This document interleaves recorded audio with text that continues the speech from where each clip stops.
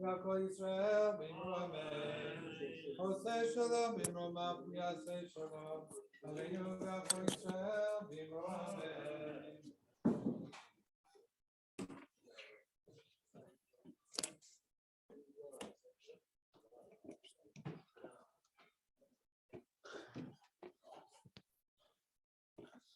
Okay, good evening.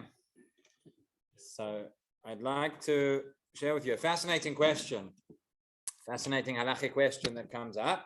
We won't be able to discuss all of the answers or even get into, as you'll see, it's very, very broad, very wide ranging, and the answers to this question are really going to depend on the parameters in each and every individual case. But we'll present the question in general terms and look at a couple of the directions that have been suggested in order to solve it.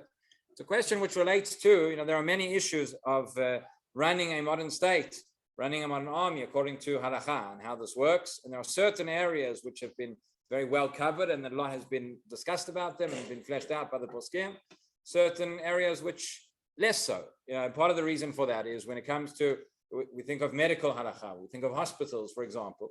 So there is a vast halachic literature how to run a hospital on Shabbat, and it's done masim b'chol yom. Why? Because you've always had religious doctors and you've always had religious patients. So that's something that we haven't had a choice, but it's had to be dealt with. Similar when you come to the army. I want to talk about a question relating to the army, but Hilchot Tzava, in general terms, they have been developed to quite a large extent because you've had religious soldiers for many years. But there are certain areas which are maybe gray areas, which are not so clear, which have not been discussed as much. And I was thinking about this the last couple of days, with everything that's been going on, and currently Tzahal has an operation. But so one of the things that comes up, I'm sure everybody has seen, bits or pieces of the news this way or that way. We realize that nowadays in the modern age, wars are not only fought with bombs and bullets, but they're fought on the keyboard as well.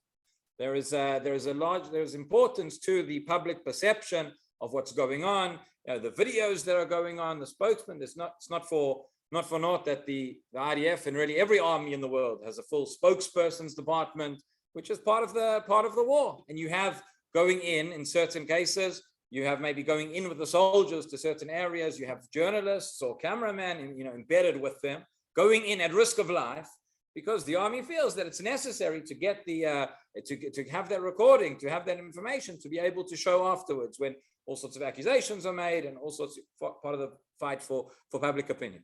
So one of the questions that comes up with this is, how do you manage the spokesperson's office? How do you manage the media war on Shabbat? Because the news cycle nowadays is very, very short, as we know. Last week, for instance, something happened in Russia. Nobody's really sure exactly what happened, but there was an attempted coup which started to go, stopped, whatever. So if you had been following, which I'm sure none of you were, but if somebody was following on Saturday, in the morning, it seemed like there was a coup. By the evening, it was over. So if you were keeping Shabbat and you turned on the news afterwards, you missed the whole thing. But the point is, every hour it's changing and new things are happening.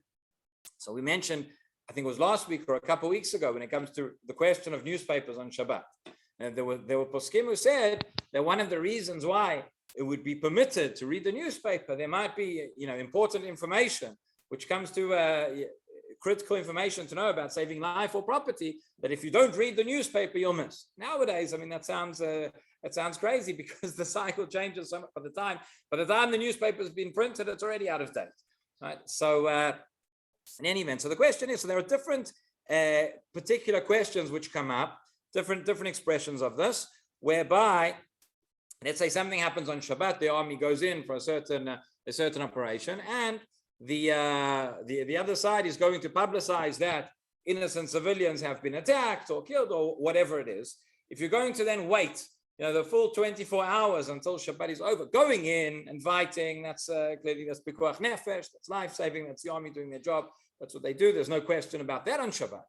The question is to fight the media war as well. On the one hand, you'll say that the public perception, the PR battle has enough significance that the army invests time in this, enough significance that on the one hand, in certain cases, they would put people at risk of life. On the other hand, can you say, when somebody shoots at you and you shoot back, that's saving a life? the spokesperson's office is going to conduct an interview. They're going to publish a tweet. They're going to put out a TikTok on Shabbat. Can we point to that and say that that is life-saving? Probably not. On the other hand, the accumulation of that, and again, leaving it for 24 hours, not being involved in that arena, may lead to pikuach nefesh. So what do we do? How do we solve it? That's the question. So I think it's a fascinating question here.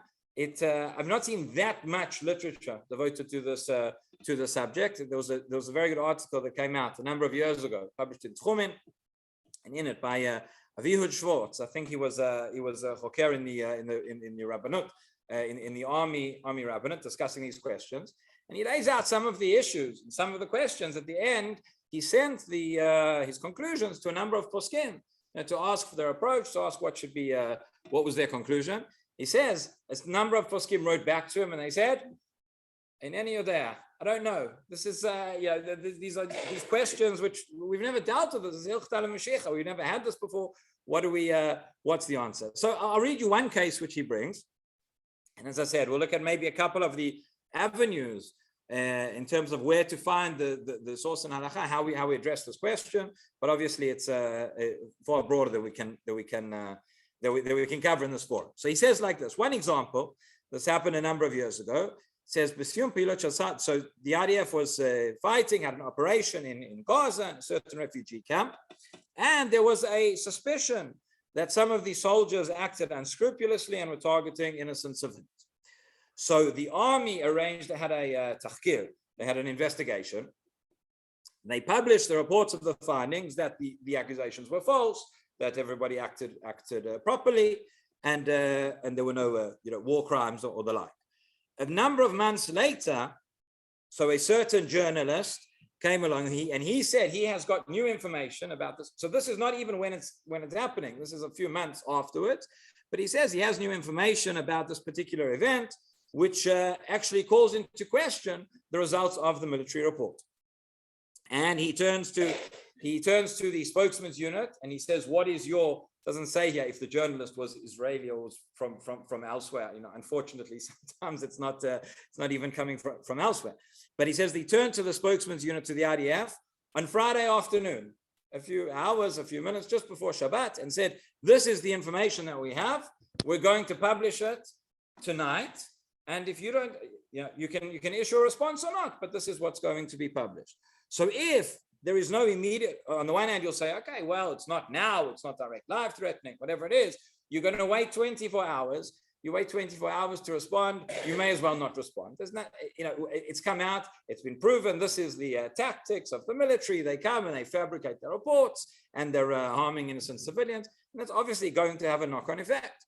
On the other hand, should they come and should they issue a report there and there, response there and then, which may stop this report, may prove the veracity of the original findings of the IDF, and this contrary report may not be published. So that's one example. Again, there are countless of examples. An event happens, a picture gets published, a video gets published. Can you respond to that or not? And you might counter back and say, whatever we do at the end of the day, they're just going to, no one's going to believe us, and that's the way it is. What's clear is that if you don't fight this battle and you just disengage for a period of 24 hours, you'll certainly lose in terms of that PR war and that battle of opinion. So at the end of this article, again, he brings the opinion of a number of poskim. At this time, it was written a number of years ago. So the first one he wrote, he said he sent it to Rav Rabinovich.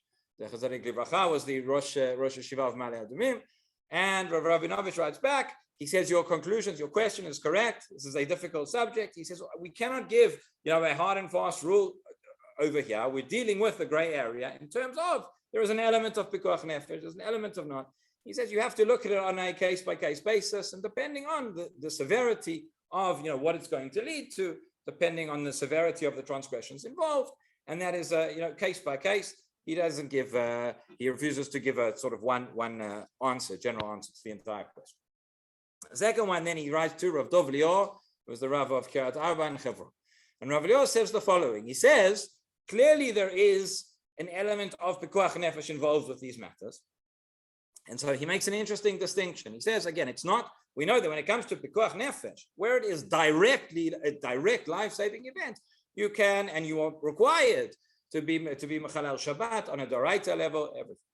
The question is, when we get to something which is not right now, is not direct Pikuach Nefesh, it may lead to Pikuach Nefesh, we're not sure, may not be. Where do we draw the line? These are cases where it's very difficult to know where the line and what the line is. So therefore, says Rav Lior, he says, for these kind of questions, you're asking for a Doraita on a biblical level. I would not permit you to break Shabbat. On a D'Rabbanan level, there is room. And now, what's considered Doraita and what's considered D'Rabbanan? A lot of the things that we're talking about are dealing with maybe electricity, of typing things on computer, posting things on the internet, etc. There are, without going into the whole, we discussed it a bit last week. There are poskim who say that's Doraita. There are poskim who say that is D'Rabbanan. And he says maybe, but tziruf that you could rely on. Another thing he says is what is certainly be D'Rabbanan is if you ask a non-Jew to perform it. So in the same way you have in hospitals, you have in Sharei Tzedek, they have a whole, every Shabbat, they bring in all the, what's called katvaniot, right? There's non-Jewish staff who come and they perform all the tasks which are not direct Pikuach Nefesh, but are necessary in order for a hospital to run. And the nurses are checking the blood pressure every hour, right? It's not going to be Pikuach Nefesh to write down the blood pressure of the patient on the report. But if you don't do that, you can't, the hospital won't run. So you have it done by a non-Jew. That's why they're called katvaniot, right? From the word kotev, they don't just write, they do other things as well. But so he says maybe you should have the same thing. Just in the hospital, you have a unit of katvaniot. In the army, you can have a unit, you can have, Druze, whatever it is, non-Jews who are performing these things, which fall somewhere in this gray area, in order that we are not neglecting it altogether. That is one suggestion. Another suggestion, which you can probably predict. Again, this time it was sent to Rav Rosen, who was the founder and was the head of Machon Somet for many years. And Rav Rosen says, this is exactly why we founded Machon Somet. This is what we do. We have all sorts of equipment. They have, for example, a Shabbat keyboard, which works on the principle whereby every time you press the button, I don't know exactly how it works, but every time you press the button, it's not creating a new current, but there's a current that is constant and you're changing the frequency, as we discussed previously. And therefore, that is something which is at a technical level would be, strictly speaking, would be permitted, would not be Chilul Shabbat. Nonetheless, many of these machines, it's still, we have problems of Zilzul Shabbat, and it's not appropriate, and it's not, for various reasons, we don't want to allow it in the public domain. But when it comes to medical use, it comes to security use, things like this, says that's exactly what it was created for this gray area, where there is on the one hand, maybe it's a suffix of Pikuach Nefesh, and maybe it's a suffix if there's a Chilul Shabbat. So using the technological solutions, he says that would be the way to get around it. And of course, as we said, every case needs to be looked at individually. Not every single use is going to justify Chilul Shabbat for the sake of conducting an interview or whatever it is. But we can see that it is part of the battle. It's an important part of the army's functioning, and these are some of the ways that the poskim have looked at to try to address this question.